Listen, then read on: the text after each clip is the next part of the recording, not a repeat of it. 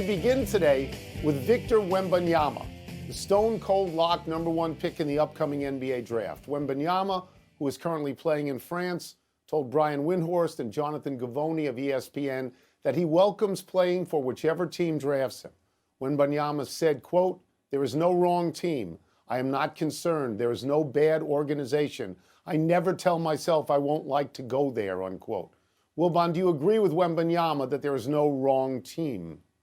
Far more important than agreeing with him, I admire him. I like his spirit. We always talk, you like to pick out guys who are complainers and you rip them for complaining or never being happy. This kid is saying, hey, just bring it on. Put me in, coach. I'm ready to play. And most of the teams, particularly the bottom five, maybe Charlotte's the only one, we've seen these other teams, Houston and Detroit, we've seen them draft people at the top and get to the finals. They've done it. I mean, they weren't under the same ownership. I'm not going to call it the same management, but it's been the same franchise in most cases. I mean, I guess, New Orleans hasn't done that if they're going to be one of those teams that figures to be in the lottery. Even a team like the Bulls, which was last year in the playoffs, could sink to that level. We've seen them draft in the top 3 and get to the finals over the lottery era, which is basically 1984 on. So, Tony, good for him that he's not whining and he's saying, I'm ready to come. I'm going to be rich. I'm going to be well coached. I'm going to be surrounded by great players. Let's go. Good. Yeah, I'm going to take a slightly different point of view, but I'm going to personalize it. I'll bet Adam Silver is very happy to hear this from Wembanyama. Yeah, and it is possible that Adam Silver believes that there are no bad teams and no organizations. But I will also say, if you inject Adam Silver with truth serum, what he is likely to say is, I wish there was a way to get this kid to New York or L.A. I don't think he wants him in an outpost like Orlando. I don't think he wants him in a place like Houston where the owner doesn't seem to know what he's doing. Now, he's very happy, Mike, that he's not going to deal with a John Elway or Eli Manning situation. The kid's going to play wherever he's drafted, and he's happy about that. But where does he really want him to be drafted? You can look at some teams. Detroit, for example. Detroit was great with Chuck Daly and then with Larry Brown. They haven't won a playoff series since, I'm going to go for a while, since 2008, I believe. I would say that of the bottom 5 teams, and there's no glamour city here, it's Charlotte and it's Houston and it's Detroit and it's Orlando and San Antonio, San Antonio, yeah. I would say San Antonio is the best place. And the reason is because Greg Popovich runs a great organization and because European players have come there and thrived, like Tony Parker and Manu Ginobili. That's the best place. Second best place, I think, even though the team is lost, is Charlotte because Michael Jordan owns a team. That's the bet you want to make. You want to bet on Popovich. You want to bet on Michael Jordan. The others are not nearly as attractive. This kid's going to make a team better.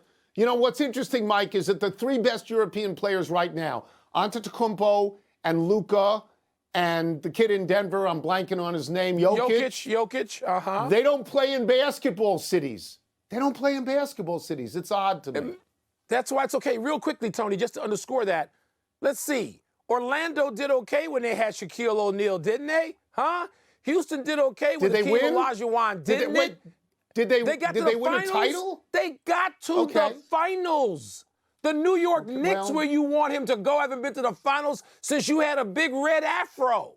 The Chicago Bulls announced today that Lonzo Ball, who has not played at all since a year ago, January, will not play the rest of this season. Ball has persistent pain in his left knee. He cannot run on a consistent basis. Wilbon, how do you react to today's announcement about Lonzo Ball? Tony, we knew this was coming because if you're a Chicagoan and you're following the Bulls, you're following this every day for over a year. When Lonzo Ball went out of the lineup, you know where the Bulls were? Lonzo Ball last year shot like 42% from 3. He was like second in the league in made open jumpers. He passed. He was a great defender. He was a good organizer. He was sort of the quiet leader of that team. You know where the Bulls were? It was in a seed we like to call 1. They were the 1 seed in the East. And since he's gone out, I think they're 11 games under 500, and they're going nowhere now. And I don't think any of us thought outside the team, outsiders, that Lonzo Ball was going to make that kind of difference. But he did, Tone. The results say he did, and now he's He's gone. We don't know if he'll play again. We don't know how this is going to turn out. And so it's very depressing, considering where the Bulls were last year, the way the Metropolis felt about that team and the energy it played with, and how fun they were to watch and root for. And where they are now, Tone, it's a 180. So I'm going to go a little wider here. Lonzo Ball came into the league as one of the most celebrated and recognized and anticipated players of the last 20 years, even though he was drafted number 2. He played 1 year at UCLA, and he led the league in assists, led the country in assists at that point.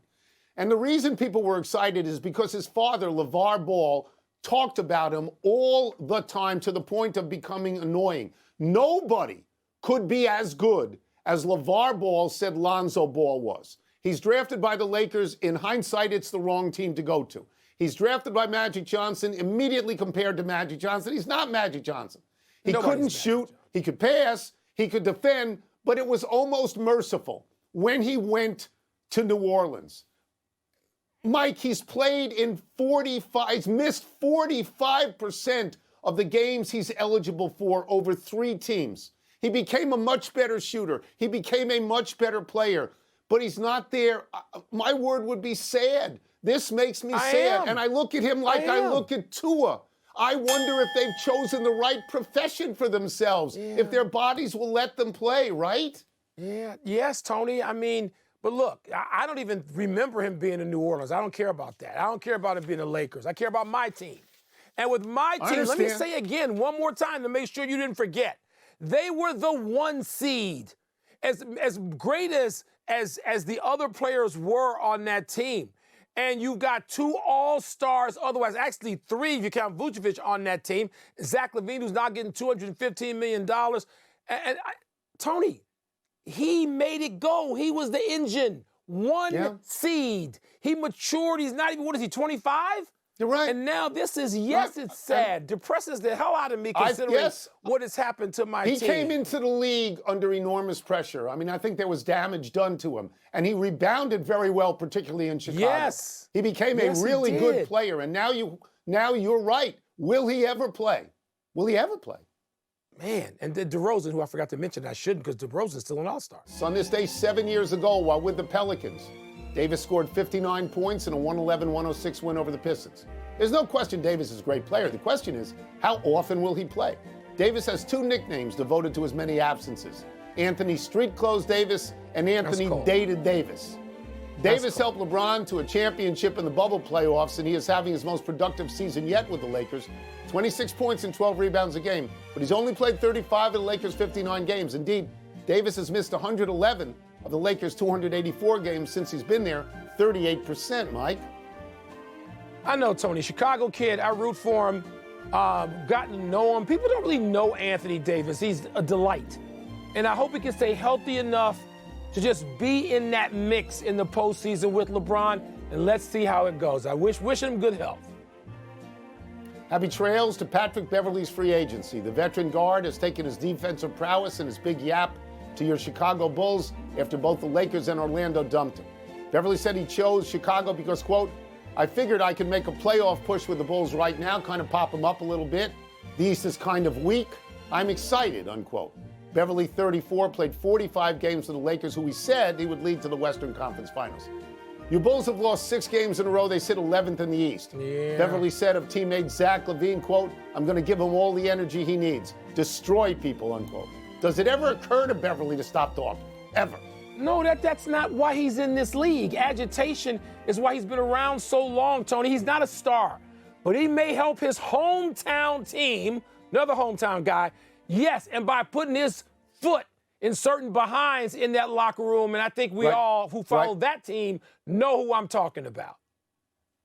Would you rather have Lonzo Ball in that position, though? Wouldn't you? Yes, I would, but we're not getting that. Okay. Yes, I would. Let's go to the big finish. Former Spurs, Nuggets, and Vikings owner Red McCombs has died at 95. How will you remember him? Tony, he moved the Dallas Chaparrals in the ABA to San Antonio, and he was just an approachable owner you could go and talk to about any and everything. Players loved him, like George Gervin. Yes, there's a lot to remember. Cale Makar of the Avalanche is in the concussion protocol for the second time in 11 days. That's not good. No, and he's the team's third leading scorer. But if that's a contact sport. You got to take care of your health. That's the most important thing. The Nets extended Jacques Vaughn through the 26-27 season. Wow, does that make sense? They got players, young ones worth developing like Mikal Bridges and Cam Johnson. Yes, it makes a lot of sense. Like that move. Women's college hoops tonight. Number 6 Iowa, number 7 Maryland. You're going to drive 15 minutes to watch Caitlin Clark, huh? No, I'm watching it on TV, though, because Maryland's got 2 pros, Diamond Miller and Abby Myers as well. Caitlin Clark's the best. Last one. Number 9 Baylor at number 14 Kansas State tonight. Who you got? Baylor's got to keep pace with Kansas away in those rankings. I'm going to go with Baylor on the road, Tony. We're out of time. Trying to do better the next time. I believe it's Mardi Gras. Happy Mardi Gras, people. I'm Mike Wilbon. Same time tomorrow, knucklehead. Thanks for watching ESPN on YouTube. For live streaming, sports, and premium content, subscribe to ESPN+.